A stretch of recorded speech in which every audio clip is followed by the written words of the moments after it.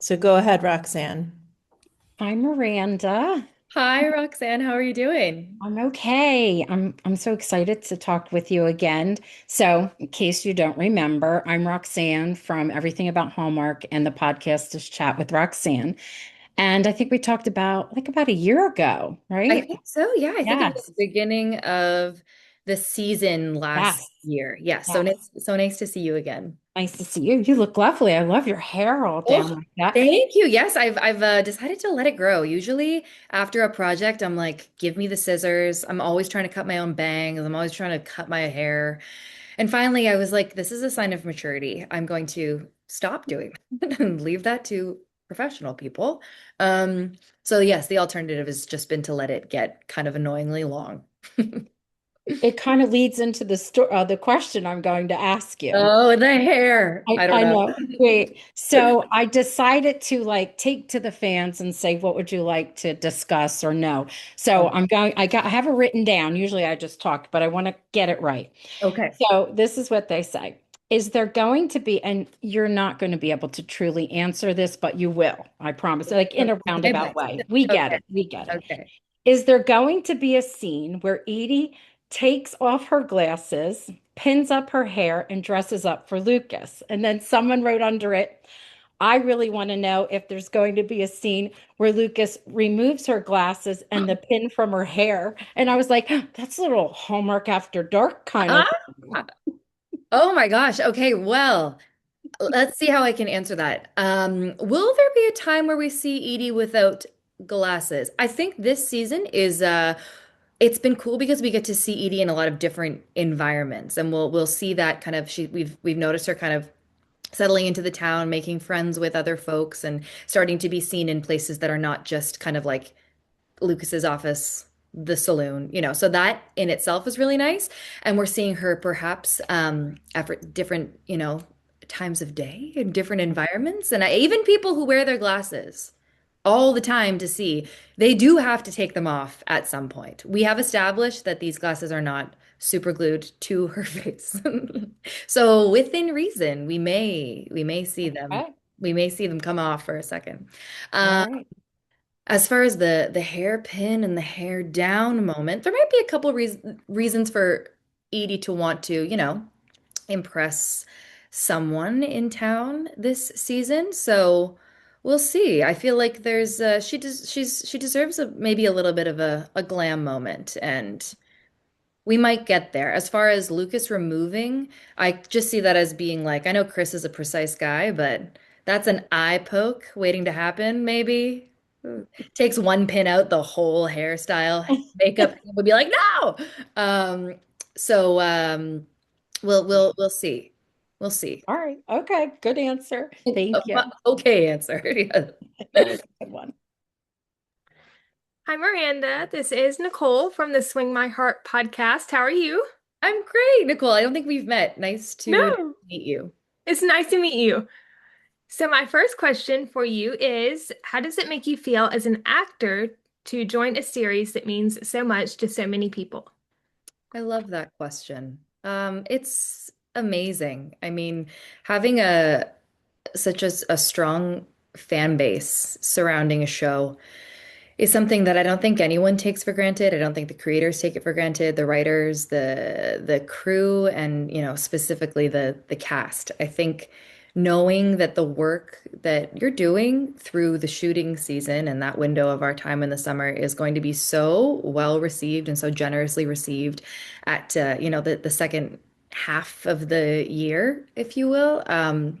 Is such a special feeling, and everyone has been so kind and so excited. And not what's great is that when you introduce a new character, there's going to be some folks who love the new character and who love the pending matchups, and there's going to be other people who don't. And I love that about art in general, that there's always going to be kind of this lumpy-ish reception to new people that are brought on. But for the most part, yeah, what a gift as an actor to enter into a world that's so beloved and brings a lot of people a lot of comfort, especially in difficult times. I love that answer. That's great. And the show means a lot to me. And I'm glad that you're a part of it. And I hope you're a part of it for many years to come. Oh, me too. I love it. I'm so grateful. Thank you.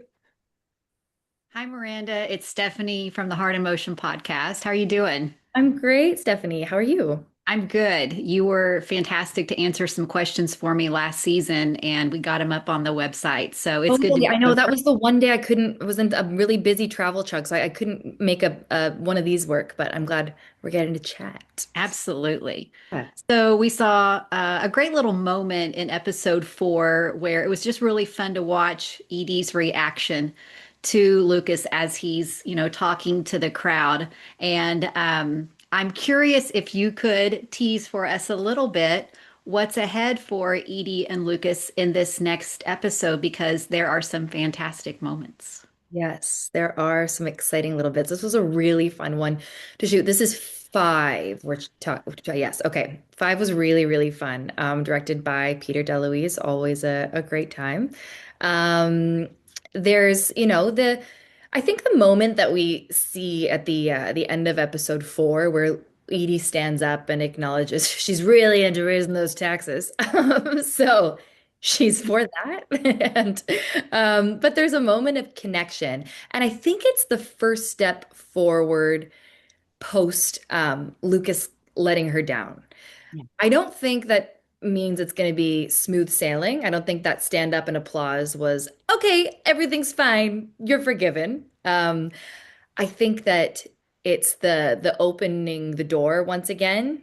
These characters are always, with their relationship, it feels like two steps forward, one step back, two steps Yeah. forward, one step back. And I Mhm. love that because that mimics, so many relationships in real life, be that, romantic relationships, friendships, business partnerships. We're always in this constant kind of this dance, this conversation with the people in our lives. And I think to tease this next episode, there's going to be a couple bumps and there are going to be maybe some moments of, conversation and forgiveness. And I think we can look forward to a little bit of vulnerability on both ends, which is exciting. Absolutely. It's fun to see both of them kind of just edging towards each other a little bit more, Yeah, even with the steps back. We know that we're getting forward movement. So it's been fun to watch. exactly. Yeah, totally. Okay, I'm Rachel with Hallmarkies Podcast. It's so nice to meet you. So nice to meet you too. And I'm curious, so we have a lot of strong women in Hope Valley. I'm curious, what do you think that Edie offers that maybe the other women don't offer? Oof, that's a tough one. Yes, that's one of my favorite things about this show is that it's just it's filled with strong, intelligent, kind, independent women. So that is especially, dealing with a show that's set in the 1920s now. It's really cool to see women and women's stories kind of at the forefront of Hope Valley. What does Edie offer that the others don't? I don't know. I mean, I would say like I would say maybe that she has a bit of being still a bit of a newcomer to town. Maybe she hasn't totally let the complete love and open-heartedness of Hope Valley like wash over her entirely. I think we're heading in that direction for sure, but I think she still has that little bit of big city in her where there's a bit of defensiveness maybe or a little bit of curtness or protectedness, being that she is from, a big place where she's had to fight for her place, especially as a woman in a largely male-dominated field. So I think that the longer she's in Hope Valley, I think it'll, she'll maintain, of course, the parts of herself that are true to her and that make her this kind of feisty, independent soul. But I'm excited to see how, the other women in the town influence her to maybe take a load off, relax a little bit, just chill, let the guy in. It's all gonna be fine. Yeah, Yeah, I think she can learn a thing or two. she kind of has an outsider perspective. It's yeah, which is Yeah. nice, especially when you Mhm. have so many characters on a show who've been insular and inside the town for so long. I think it's kind of cool from a writing and story perspective to have still someone who's, inching their way in. And it's cool. We get to see that in characters such as Edie and Oliver and newer folks. So Yeah, great. yeah. Hi, Miranda. I'm Catherine with the Rom-Com Love Podcast. Nice to meet you. Nice to meet you too. I like what's behind you. It's like Oh, thank you. quilts. It's just I took scrapbook paper and made some quilt-like I stuff. love it. I love quilts. So Oh, now, well, like, what is thank that? you. Quilt on the wall? Very cool. I wish I was that talented. Nope, just paper. You know what? Hey, I didn't know you fooled me. I thought it was quilt. Um, well, I'm going to continue on with the ladies' conversation. So we learn in episode 1 that Edie is now with the ladies of the town, which kind Yes. of throws Lucas for a little loop. And I'll honestly kind of say it's kind of a fun rite of passage for Molly and Florence to be invested in a relationship in I Hope know. Valley. How honor. It's such an honor with those two. We've been flow mode. Yes, you have a flow mode. You hit the spot. We So, did. what's that dynamic been to have that kind of new side of Edie to play with? Oh, so fun. Yeah, I think it just kind of it shapes the character in an exciting way, and we get to learn you learn so much about a character based on how they interact with other characters. So I think the more that she gets integrated into the town and is seen with other folks and is helping or is in other areas, of day-to-day Hope Valley life, the more we learn about Edie and we get to see different sides of her. And it's just been fun too, getting to work with so many awesome people. The people that perhaps last season I didn't get to work with as much and would just chat with in the green room or on set, but really fun to have some scenes all together. We've had a lot of fun and a lot of laughs and made some great friends. So Well, nice. I definitely am looking forward to some more Flomo with it. Because Loretta and Johanna played that scene with the bunting with you. That was just such a Yes, fun one with the back it and was forth fun. and It their was looks. really, really fun to do. Yes, the little like, peck, peck, peck, peck, peck. Yeah, Yep. they're like little birds. Great. Hi, Miranda. From Faith, Love, and Friendship podcast. How are you? I'm great. How are you doing? Good. Piggybacking off because a lot of the listeners that listen to my podcast, there's been a huge fandom for Edie and for the both of you. So, a lot of people, obviously, we love you from day one when you entered our TV screens. Oh. But a lot of people would want to know: are we going to get to know more about Edie's backstory this season? Hmm.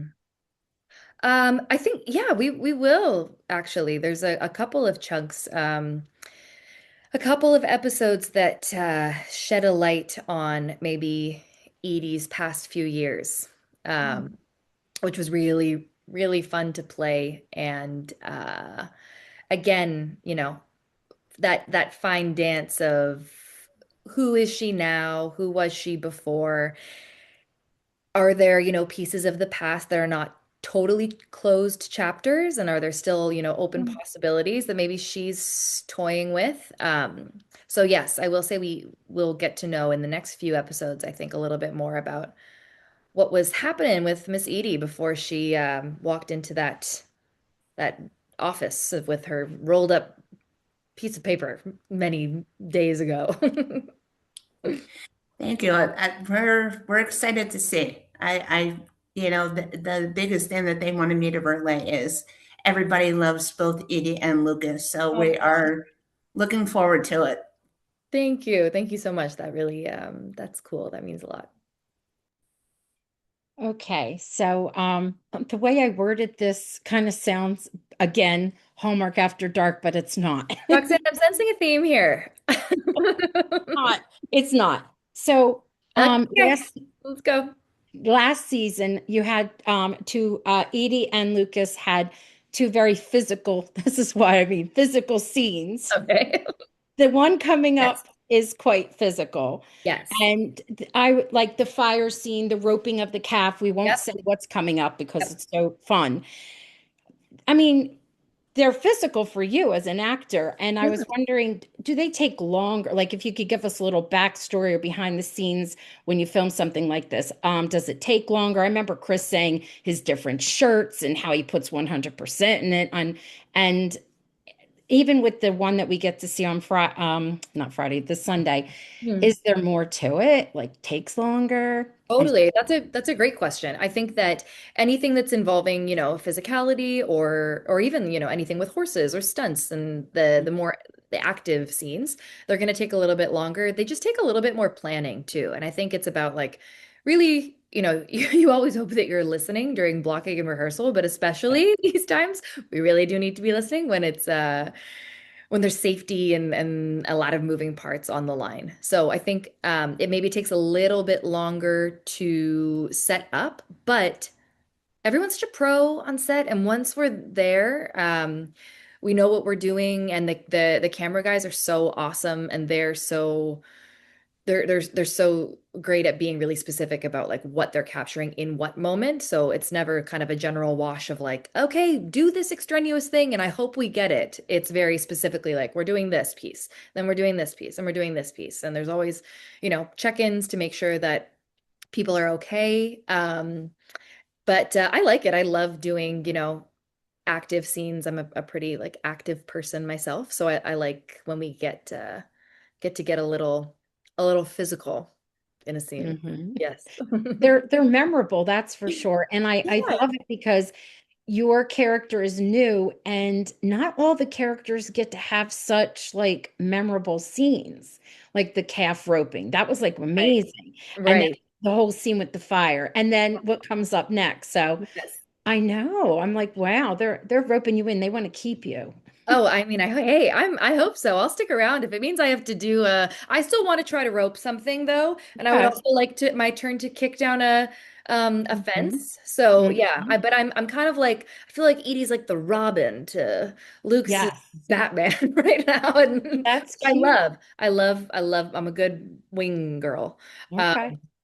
But no, it's a lot of fun, and I'm grateful to get to do kind of different scenes and bring them on. Thank thank you. My next question for you is why do you think Edie is drawn to Hope Valley? Why is she there? Is it for Lucas or is there something deeper?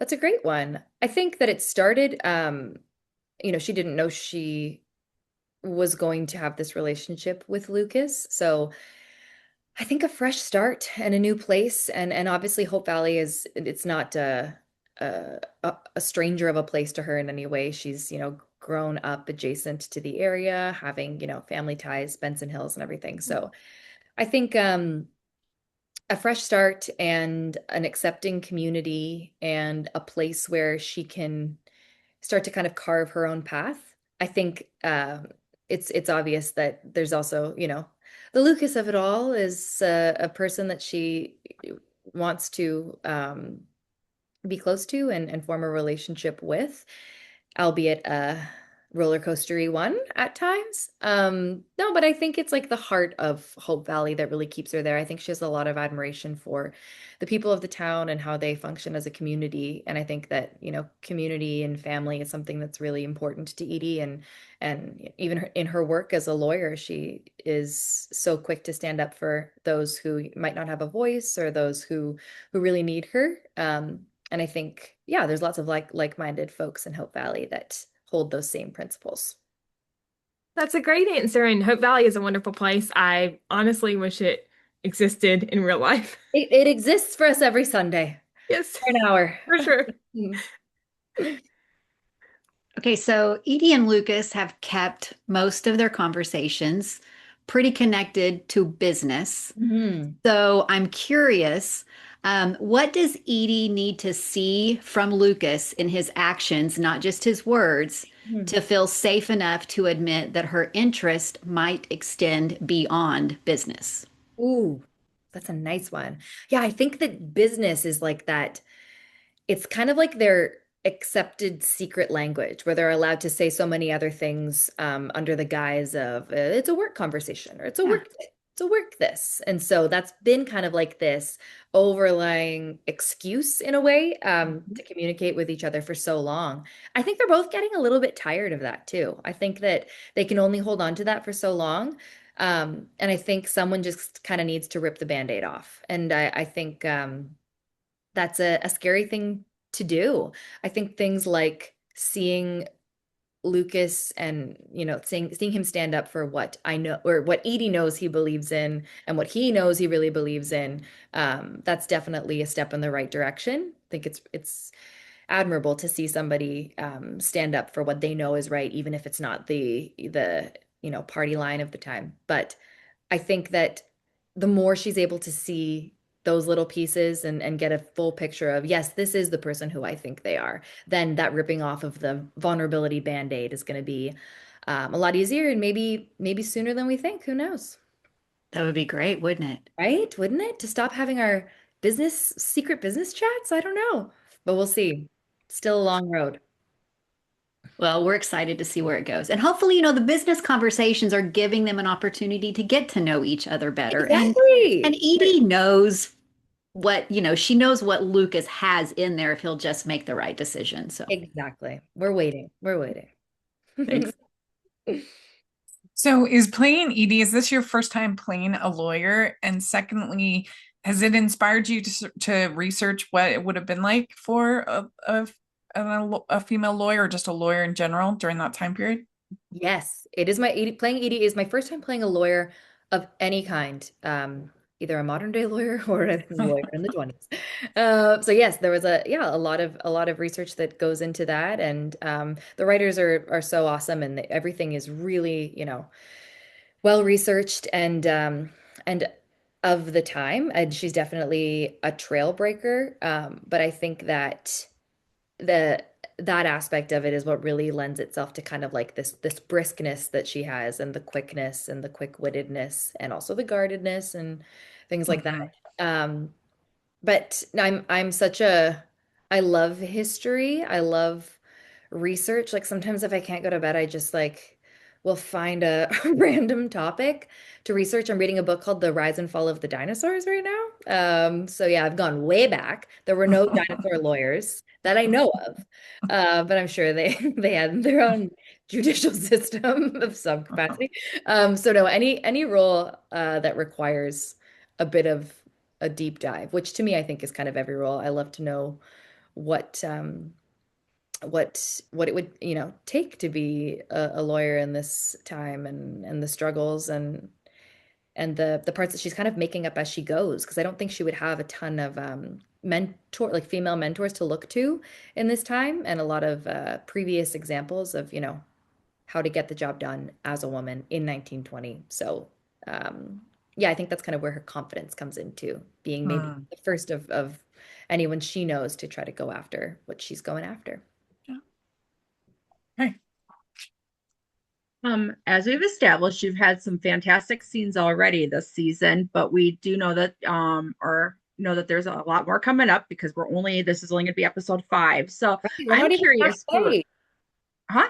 We're not even halfway. We're not even halfway. Wow, so much has happened. Oh my I gosh. know it's been very fun and It really has action-packed been. and really good timing. Everything's just, like Yeah. it doesn't seem too rushed, and it seems like we get enough. And of course, we always want more. Oh, I know. It But was a good season. It was a good one, I think. my question is have we seen your favorite scene to film in season 13 yet? Or if we haven't, what can you tease for an Easter egg so when we see it, we'll know that was your favorite? Okay, let me think here. Have we seen it yet? Um, no, I don't think so. Oh, I'm so bad with favorites. I'm like that 5-year-old that's like, they're all my You favorite. want to do a top 3? I'll do, okay, no, I can, yeah, maybe like my one or two favorite scenes. I don't think we have seen them yet. And what can I tease? Oh, we had a really fun time shooting one scene that we haven't quite seen yet. Um, and that was what could I tease about it? It was lovely. It was very, like a cinematic take on the story. And my other favorite scene is there's a moment in it that is so slightly inspired by one of the most lauded and praised television shows of all time. That's what I will say. An iconic line. If you hear it, you hear it. If not, too bad. All right. We'll see if Hardee's can pinpoint them We'll for you. see. We'll see. All right. All right, for my second question, I wanted to ask you because I read, how was it for you those first days on set? Because, like I told you with my first one, we all loved Edie from day one. Those first days, taking it way back, being the new kid on the block, and I love because I read that your grandmom was a fan of the show. Yes. Both of my grandmothers who are great fans of the show. Specifically, my one grandmother, when I told her, she kind of said with a straight face, she's like, "Oh yeah, no, that's my favorite show. No, I've seen every episode." I'm like, "Oh, okay. Well, can we have like tea and you can tell me what's going on? Because I got a lot to catch up on. I got seasons worth." So yeah, she's been actually truly an asset to me. Um, but no, the first couple days on set, let me think. Yeah, it was awesome. I got to do a lot of riding at the beginning. They were just kind of seeing how if I was comfortable on the horse. That was actually a really nice way to get settled because that's something I love to do anyway. So it felt nice to do something that felt comfortable on the first few days in a new environment. But I mean, I'm honestly not just saying this. Everyone is so wonderful, and you know that because you know so many of the cast members as well. So you know that I'm not exaggerating when I say like the best people, the best crew.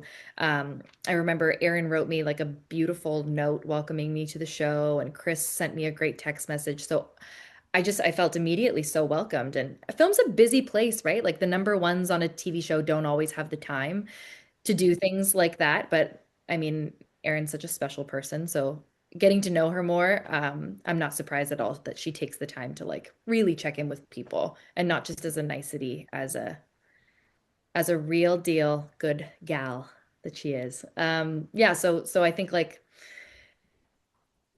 me being made to feel welcome just makes you more confident in the work that you're able to do because you kind of get to take away the human actor nerves and just show up and do your job without worrying about like, do I fit in? Do people like me? So that was a gift. Yeah. Awesome. Yeah. Okay. So, I'm wondering, have you, Another physical question, Roxanne. no, well, no, no, I've moved on. Have you had an opportunity to like, when you get to know your character so well, say, like, I don't know if Edie would say this, or I would like her to say this or do this.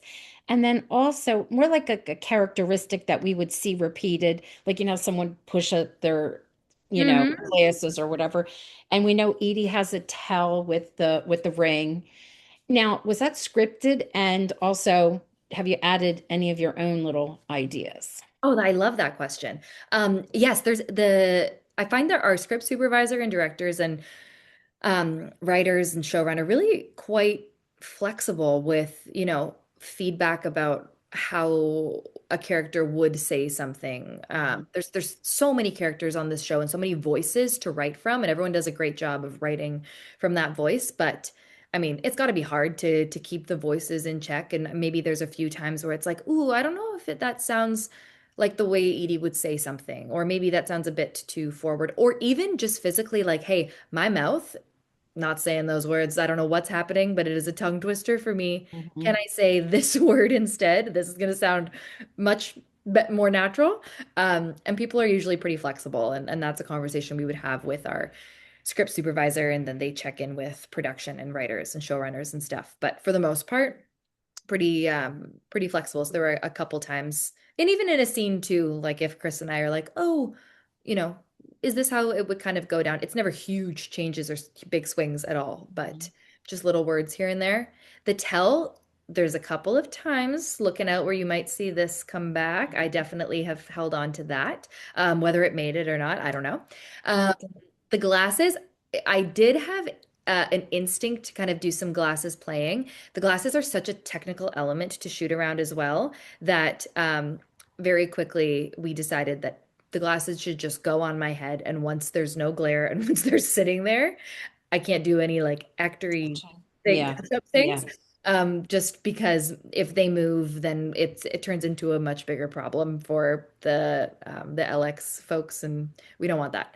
Yeah, but there's definitely like some little pieces. I think with Edie, it's also, a lot of the vests and the Mhm. suit jackets and things like that. So just kind of adjusting those and being used to being in a place where she wants to feel kind of like put together and ready to speak in front of people. So I think there's little moments and just the way she holds herself. I think she has like an eloquence to her and a bit of a formality that's fun to play and also fun to track it maybe starting to go away towards the latter half of this. Not go away, but just lessen a bit the latter half of this season. Do you have to wear a corset? No, I'm one of the few who I don't Okay. I know some people do, but I've never worn one. I think they wanted to lean into more of a true kind of like Yeah. gal of the 20s, wouldn't have been wearing a corset, Sure. probably wouldn't have worn one at all in her life. I think it probably would have been out of fashion by the time Edie was like a working woman. Thank you. So, a relationship has been developing between Lucas and Edie. That relationship has involved a lot of tension. What are the challenges as an actor in bringing that tension to the screen? Yeah, God, there's so much tension between Chris and Miranda in real life, just easy. They say rolling and we keep going as we were fighting before. Um, no, not at all.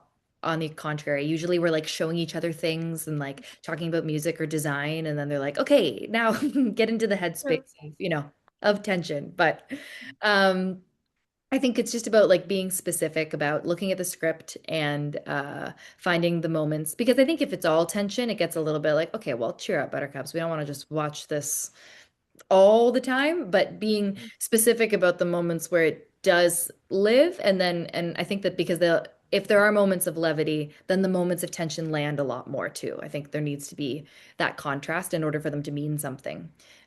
So and what's nice too is we usually have a script, the next two scripts while we're shooting two episodes.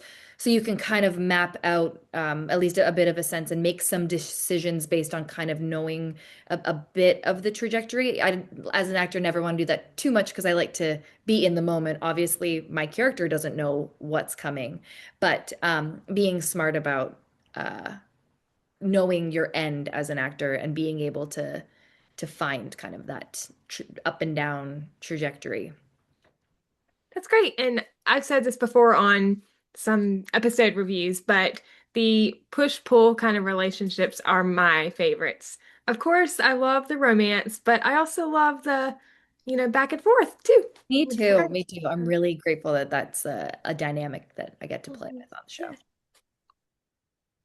So we got to see a little bit of Edie talking with Florence and Molly. We talked about that earlier. And so I'm curious because Edie has kind of kept everything very close, doesn't really talk with anybody else. And I imagine that as maybe a relationship continues to develop, maybe she would need to have somebody to talk to about that.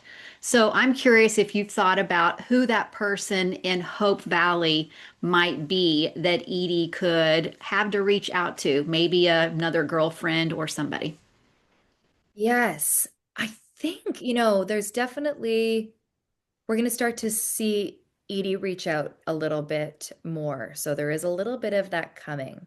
I think a lot of people give a lot of great advice in Hope Valley, I mean, Elizabeth's always got some kind of truth to drop, which is like, you know what, girl? Great point. I like that.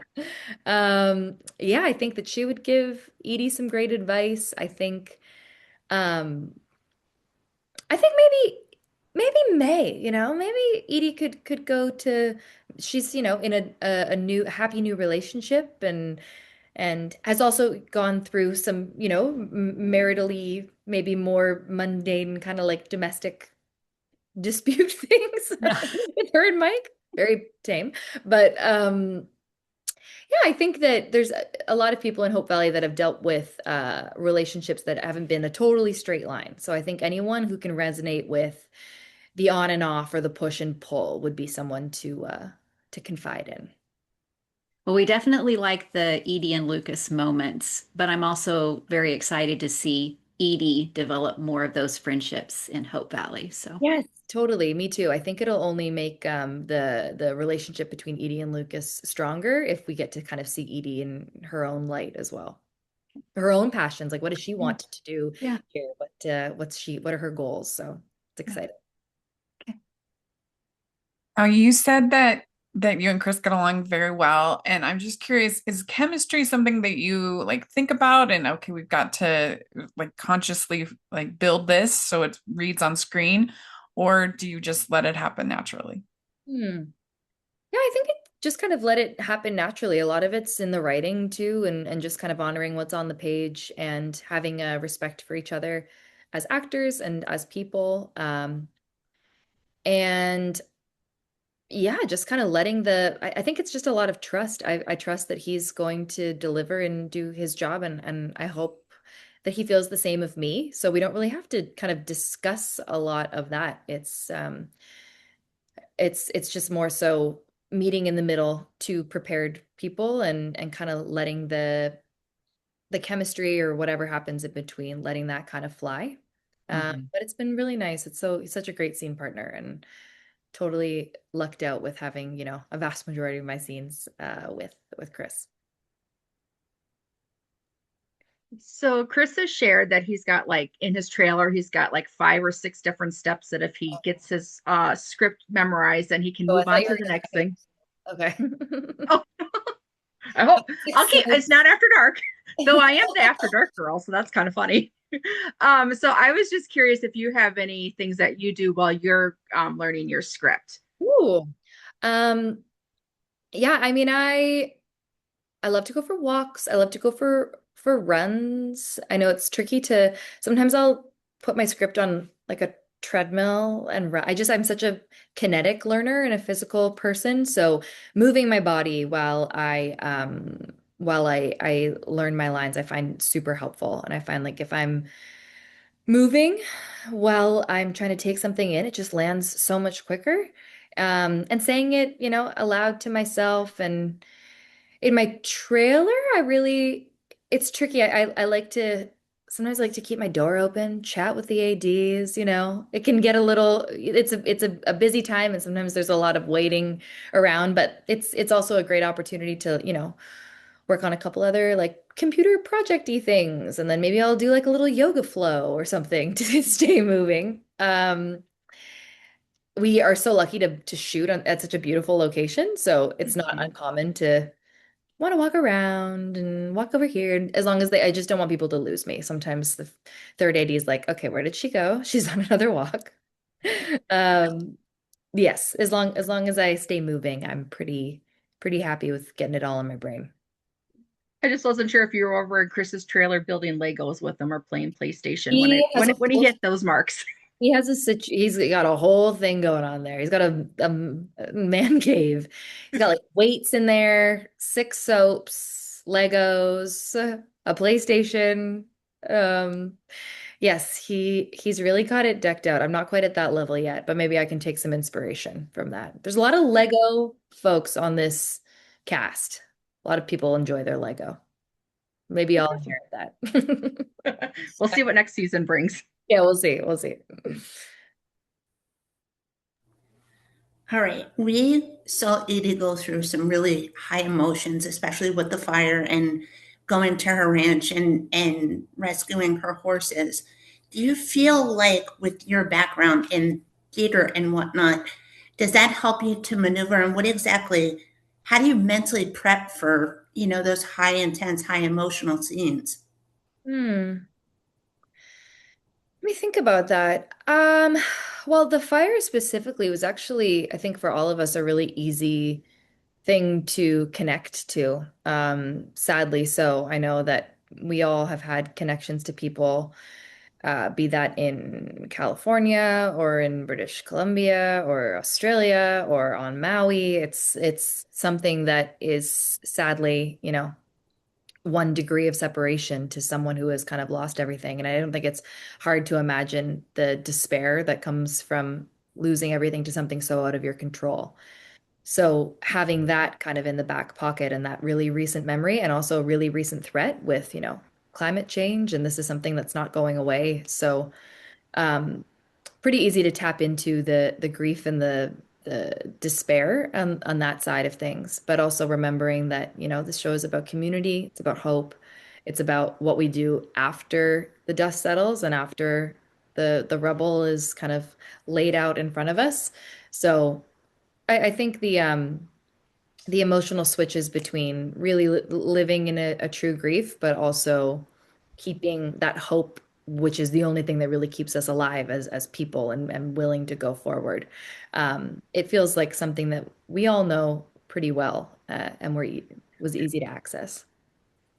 Very cool. Makes sense. Yeah, Thank you. of course. So most of your scenes are with Chris/Lucas. Who's a character and or actor that you would love to have like some time with, some screen time? Hmm. That's a good one. I'm trying to think who Edie hasn't really been in contact with. Hmm. Hasn't We haven't seen much of Edie and the kids. That would be kind of cool. Maybe there's like lawyer day at school where she can come in and do a debate or something. Yeah, that would be fun.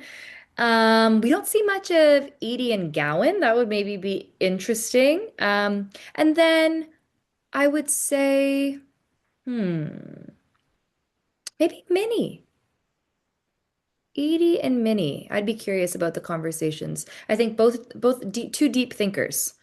Um, Sure. and I would be curious to see what conversations came of that. I'm also so curious about, Minnie's dreams and hopes. She's such a maternal character and such a heart of, this town. So I would be curious to see how they kind of like opened up parts of each other. Cool. Yeah, I'd like it. me too. Let's see.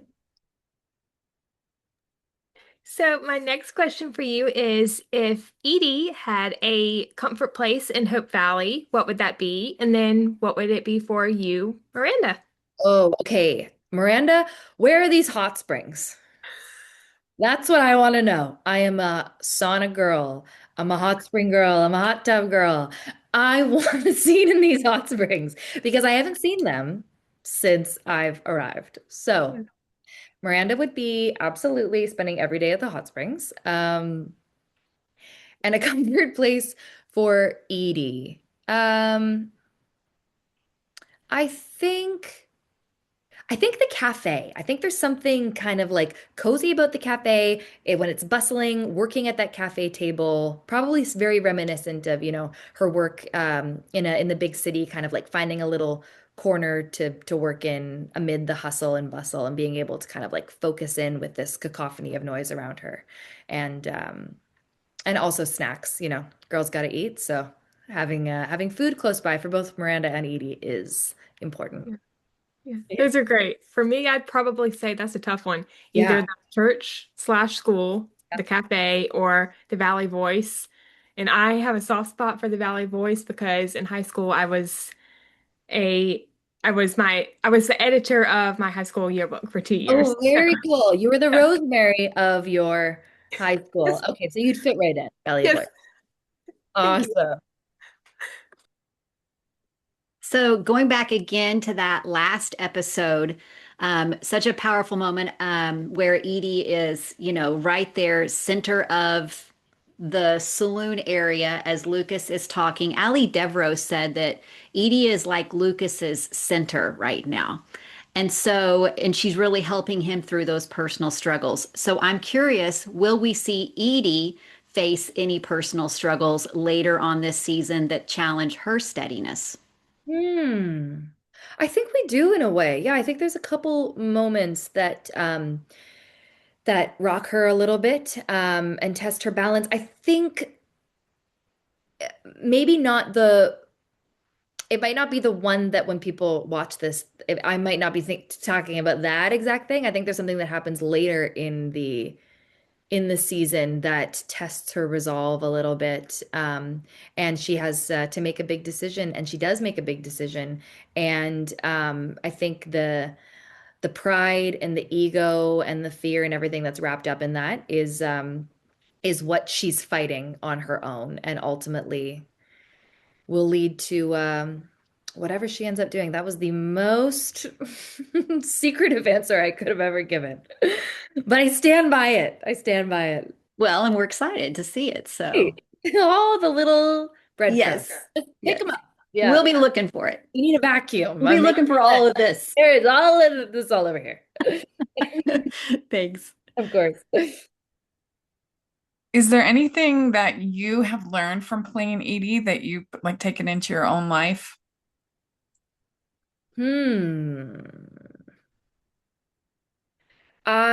Okay, well, I I work as a director as well, and I was directing a commercial, and they really wanted a character to wear glasses.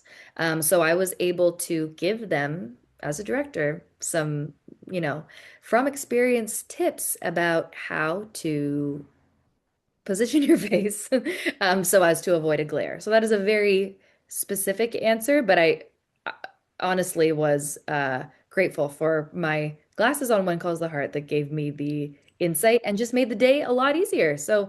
once again, these glasses just keep coming up in a positive way. May they never leave me. Yes. So, two things. I was number one, you are phenomenal at the facial expressions and the looks. Like that traffic light when when you're like watching Lucas get caught with a speeding ticket and the looks that you gave. So great. Loving them. I was curious, was the exercise in the script from The Office, or was that something you Oh ad-libbed? my gosh. Yes, that was in the script. I can't take credit for it. No, that was all in the script. And I remember reading it being like, what? She doesn't jump. I think the wording was we changed I mean I think they were always jumping jacks. There was something that was like, I think it said explosive hip thrusts or something. So I was like, what? Or like jump squat thrusts or something like that, which I took as that exercise where you're in a Pilates class and you're lying down and it's like a bridge and you're like, it's Uh-huh. like a hamstring exercise. Um, so I remember thinking, like, how are they going to shoot that? But we landed on some very of the time jumping jacks and gentle squats and stretching. That was really fun. But what's funny about that was we did it so many times for whatever reason we had to keep going back and back and back. And the mic kept picking up my heart because I was doing so many jumping jacks and talking at the same time that we had to keep going again for sound because we were moving my mic all over the place because my heart was like from these, which I'm a very athletic person, so I took offense to that. I was like, Trevor, our boom up. I was fighting him that it couldn't possibly be my heart rate that I was taking us down, but it was. Oh, well, we loved it. It was a It fun was scene. really fun. It was fun to watch it in that episode come together too. I thought it was really cute. And I loved how you used it last week as the gearing up. So keep that one My coming, that first little ever gift I reel made. took me 60 hours to edit that. I'm like, how do you guys do this all the time? Not 60 hours, but it just felt like it. I almost gave up. I'm not Well, if you need tips, you know where to come to. I do. I'm gonna outsource many of. I don't know if I'm gonna do it again, but it was fun for the time. All right, piggybacking off of what was mentioned earlier, we see so much between Edie and Lucas. Those like real moments where I feel like all of us just want to go, okay, both of you just get together, just talk it out. Yes. But will we get to know? Because it feels like Edie has, I don't want to say like a fear to be like, yeah, Lucas, I do like you. Yeah, I do want to get to know you.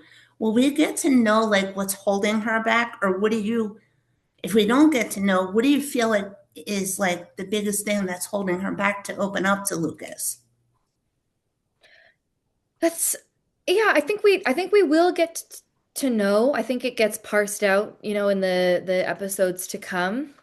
Um, but I think the main thing that's holding her back is like the same thing that holds all of us back from doing anything that we really want, which is like fear. We all want love. We all want to be loved. We want to be told that we're enough. We want to be doing enough by our own standards.